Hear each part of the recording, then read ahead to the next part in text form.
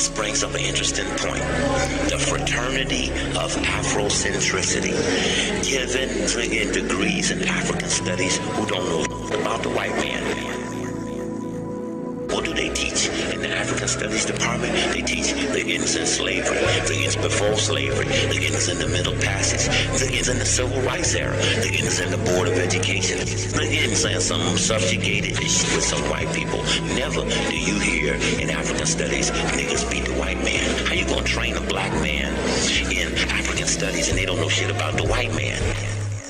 That's really dangerous. That's really dangerous. No, I didn't envision that then. I must confess that that period was a great period of hope for me. And I'm sure for many others all across the nation, many of the Negroes who had about lost hope, saw a solid decade of progress in the South. It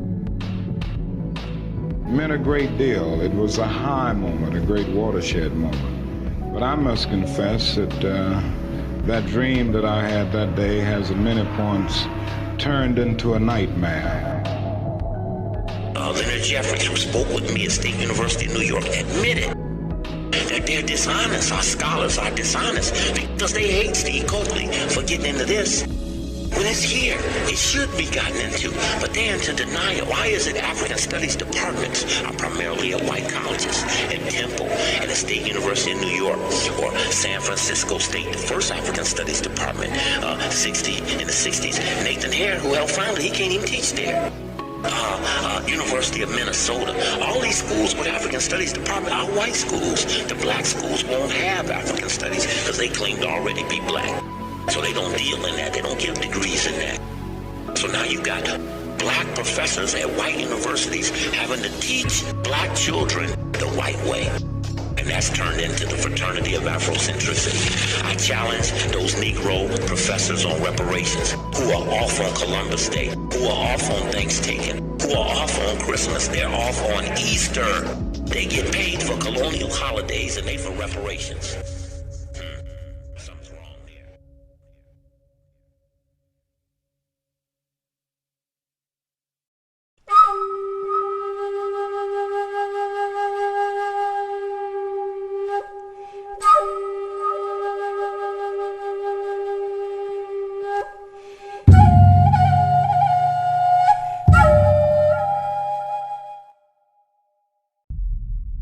Did the school course called Afro-American Studies purposely erase the most accurate truth concerning the history of the indigenous peoples of America, who are now misclassified as blacks? And the answer is yes, if you look at it from a historical perspective, and also investigate the agenda of this course of action, being considered a mandatory learning curriculum in American schools. My wife and I have conducted investigative research to uncover the details surrounding this topic so that our viewers can learn and better understand the truth about how foreigners purposely erased our history in order for foreigners to claim our history as their own. The introduction of Afro-American studies invited so-called black people to integrate with other races, and it was used as a means of desegregation for many colleges and universities. Through the illusion of inclusion, many felt comfortable enough to identify with or as those who they perceived had similar interests. This was done under the guise of ending racism and the fight for self-determination. Interestingly, the Oxford English Dictionary's first recorded instance of the word racism was done by a man named Henry Pratt in 1902. Pratt was said to be rallying against the evils of racial segregation when he stated, quote, "Segregation in any class or race of people apart from the rest of the people kills the progress of the segregated people or makes their growth very slow. Association of races and classes is necessary to destroy racism and classism." End quote. Now, we can all agree that his statement of thought is absolutely false and a huge contradiction to itself, because classism and racism still exist, especially since you categorize groups of people by race and or class still today. And upon hearing his statement, a simple determination can be made. An unsuspecting victim may be allured by what seems like a friendly gesture, not knowing there was a hidden agenda in place. And it usually is for those who stand against racism, asking for submission of any race outside of their own, to stand equally beside them or beneath them. And I say this because Henry Pratt has also become historically known for another statement, which is kill the Indian, save the man. According to NPR, Henry Pratt was quoted as saying, "A great general has said that the only good Indian is a dead one." In a sense, I agree with the sentiment, but only in this, that all the Indian there is in the race should be dead. Kill the Indian in him and save the man. You hear that, right? He was saying to kill what they are on the inside and keep what's left of them on the outside. So, you being consciously aware of who you are on the inside has been targeted as a means to be permanently erased. Pratt believed in assimilation through education. The Carlisle Indian Industrial School was founded by Richard Henry Pratt in 1879. And over the years, it has since been recognized that the need for ending racism has commonly stood beside the need for self-determination. It is an invitation to choose between something that you are and something which you are not, with the end result being used as a means for decolonization. According to Oxford Research Encyclopedias, in an article labeled Decolonization and U.S. Foreign Relations, there were, quote, 3 waves of the decolonization process, medium-sized in the late 1940s, large in the half-decade around 1960, and small in the mid-1970s, prompted the American use of a variety of tools and techniques to influence how it unfolded. End quote. Many of these tools included covert espionage or overt military operations. Some tools used traditional or public diplomacy and economic or technical aid. One of the most powerful tactics that was heavily used over the years, especially in international law, and is recognized as a general principle of law, is the core principle of self-determination. It is enshrined in a number of international treaties, and it's protected in the United Nations Charter and the International Covenant on Civil and Political Rights as a right of all people. According to Cornell Law School, it was self-determination that laid the groundwork for decolonization in the 1960s. Giving the right of self-determination to all people leads to successful successionist movements. And that is because the definition of determination is controlling or deciding something's nature or outcome. In law, it is the cessation of an estate or interest. What this means is, if you unknowingly take it upon yourself to determine and identify as something that you are not, you just may be giving away your inheritance. In the 1960s, decolonization was taking precedence through the process of self-identification and self-determination. It was also during this time frame that COINTELPRO was being used to monitor and deter the so-called Black identity extremists.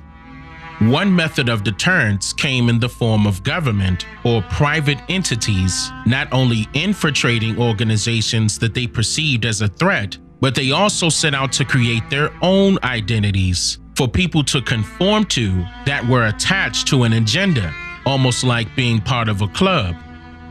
For the youth, it must have felt refreshing to be a part of such a liberated front. One of these identities, called the Third World Liberation Front, began to take shape during the year 1968, and on November 6, 1968, a strike occurred on the campus of San Francisco State College, which was orchestrated and directed by the Third World Liberation Front. Now, this was predominantly a white college campus with a small percentage of so-called black people. The demand of this strike was to fight against racism for self-determination, pretending to fight for so-called black people and the foreigners, fellow foreigners. And this is where Afro-American studies were said to begin. According to the Chronicle of Higher Education, in an article labeled "The Beginnings of Black Studies," following this strike, quote, by 1971, more than 500 programs, departments, and institutes have been founded on 4-year college campuses. Add in Black Studies initiatives in those same years at high schools and community colleges, and the number jumps to more than 1,000. The staged, protracted strike was a multiracial battle that was waged and created the, quote, first step in a wider-ranging agenda for educational, economic, and social equality. Even though San Francisco State College was predominantly white, quote, 80% of the student body supported the strike that ultimately led to the creation of a Black Studies department. Thousands of students and faculty members picketed classes daily, carrying place cards declaring, quote, "This strike is against racism." Note that this article was written and published on the date of February 10th, 2006. So the terms Black and Black Studies were used to modernize their talking points in a general but commonly known sense. However, the term Black was never used officially in titles of college courses or curriculums. The term Afro-American was used during the time period that they are referring to. This article goes on to state that following the Brown versus Board of Education decision that overturned the doctrine, separate but equal, in public education, college campuses would need to become more inviting to poor and disadvantaged applicants of all races, but especially to those who were non-white. Institutionalizing Black Studies was a sign that such revolutionary realignment was possible. End quote. Most of its growth in funding came directly from white philanthropic organizations, which include the Ford Foundation. The Ford Foundation was one of its largest supporters and was led by McGeorge Bundy, the former National Security Advisor to the Kennedy and Johnson administrations. This was not meant to become a base for positive change, but instead it was a necessary way to foster incremental integration in a way that sidestepped the demands of militant or radical students. To divorce Afro-American studies or Black studies or whatever you want to call it from its radical or militant overtone, the system was redefined and prepackaged to focus on the radical education of white students. Packaged with miseducation, it gives a subtle but powerful suggestion to both those who are white and non-white that so-called Black people in America are inferior and come from a place of poverty. Information presented in relation to the so-called Blacks or African Americans insinuates an image of homelessness. Coincidentally, this was implemented during a time frame when self-proclaimed so-called Blacks were in the process of building an image of power. Information dispersed and presented to students on the campus of San Francisco State College in 1968 in a pamphlet labeled "The Strike and You" details why white students should support the strike. It states, quote, "This is in the self-interest of white students, both because it establishes the major principle of equal student participation and because it carves out a niche where the principle may become reality." But there is another and even more important point. Many whites believe that racism is detrimental only to those who are discriminated against. But whites are also victims of racism because it brings about a false perception of reality. This false perception of reality is in part created and reinforced by an education which distorts or omits the histories, experiences, contributions, and present conditions of TW people in this country. This is often done in a very subtle and perhaps unconscious way." End quote. And so it was through this illusion of inclusion that many felt comfortable enough to identify with or as those who they perceived had similar interests. Yet, these particular interests were active measures of assimilation through education so that the American Indians could be colonized continuously. Just as Richard Henry Pratt desired, they killed the Indian and saved the man to become Black or African American by way of these Afrocentric studies.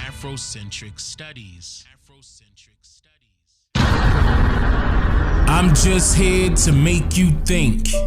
Slow down. Yeah. Sub up like